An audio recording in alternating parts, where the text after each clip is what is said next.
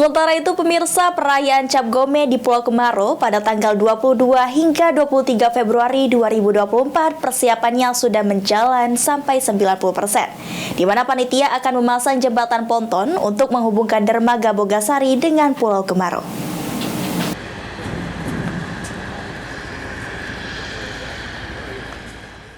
Jelang perayaan Cap Gome di Pulau Kemaro pada 22 hingga 23 Februari 2024, berbagai persiapan mulai disiapkan oleh tim panitia dan pengurus Pulau Kemaro, seperti membersihkan area lokasi Pulau Kemaro hingga pemasangan lampion.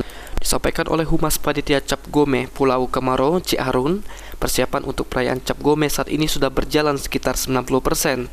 Rencananya, pada Senin panitia mulai mendirikan jembatan ponton yang terbuat dari 5 hingga 6 kapal tongkang untuk menghubungkan dermaga Bogasari dengan Pulau Kemaro. Selain menyediakan jembatan penyeberangan, nantinya akan mempersiapkan 10 hingga 20 kapal khusus secara gratis untuk wisatawan dari dermaga Kelenteng Serikat Pasar 16 Ilir. Sejauh ini persiapan di Pulau Kemaro sudah hampir mendekati sempurna ya.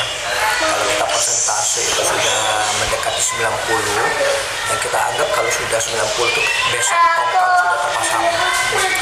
Jadi tenda-tenda hari ini juga sudah terpasang, kemudian ada beberapa unit, kemudian tongkang yang akan menghubungkan dari dermaga Bogasari ke Pulau Kemaro. Tadi udah standby 4 unit, informasi udah standby 4 unit, dan besok siap untuk kita pasang dan umat sudah bisa nyebrang jalan kaki.